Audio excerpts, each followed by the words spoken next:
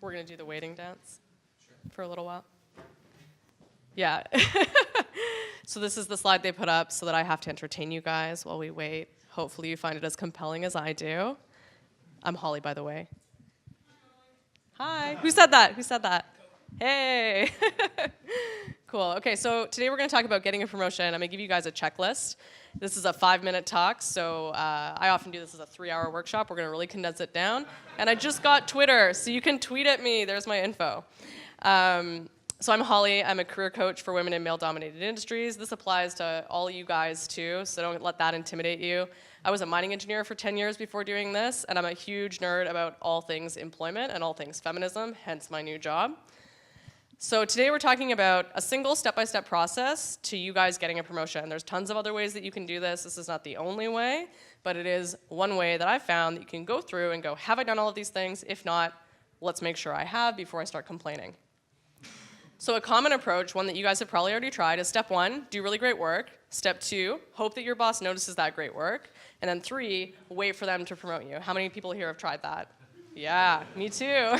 Super common. And you can add some variations to this if you want to, like maybe you'll ask your boss for some sort of vague career progression in step 2, or maybe after you've been waiting, you just get disappointed and leave. How many of you guys have tried those additions? Excellent, really common too.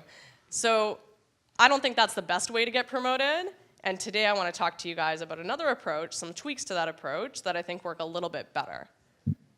And we're just going to wait for the slides to advance, because we're constrained to this 15 seconds madness.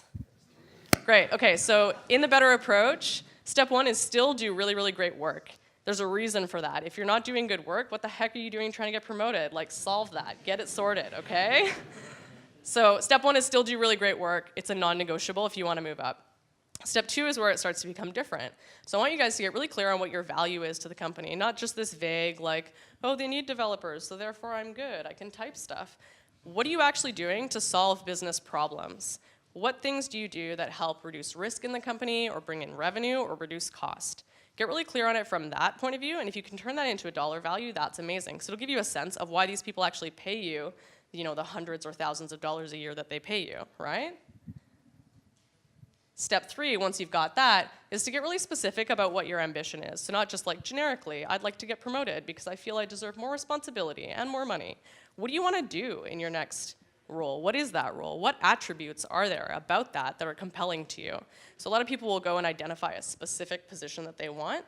You may not necessarily be able to get that exact thing, but there may be other things in your corporation that you could do that would involve all the stuff that you like that aren't that role, so get specific around what your ambition is and how that might look. Then after that, you have to go and tell people about it. So keeping it a secret is not going to get you where you want to go. You have to figure out what you want to do and then go out and tell people. So tell your boss, number 1, but also tell your colleagues and your friends and anybody that might help you, because you're going to get a whole bunch of different eyes looking for opportunities that you might grab onto. Make sense? Cool. Eventually the next slide will come. But yeah, the point here is not to have people read your mind. And then I want you guys to be really honest about your expectations. So you guys will go and create, hopefully, some sort of plan with your boss that will help you achieve that promotion that you're looking for, that next level thing that you're trying to take on. And you need to be honest with your boss about what your expectations are around that. So if it's that you need to do some additional training, or that you need another project to work on that's, challenging in a particular technical capacity, be honest about the fact that you want those, so that you're not just sitting there behind your desk resenting your boss for not having read your mind and offered you the opportunities you feel you deserve. And then once you've done all of those things, you have to consistently go out and advocate for yourself. So be on the lookout for opportunities, and then be that squeaky wheel that gets the grease. Be like, I want to do that. I want to do that. Put me up for this role. Put me into that project. So be the person that's making that happen. If you guys do this plan, I think you'll have more control over the outcomes of your promotion. You'll definitely have a more transparent and a better relationship with your employer. And I hope that you guys will find this better than just hoping people will read your mind.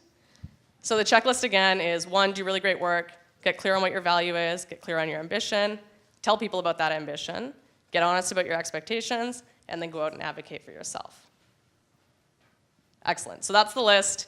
If you guys want to know more about this, if you want to talk more than we have for just these 5 minutes, you can get in touch with me. There's about 1 million ways to do it.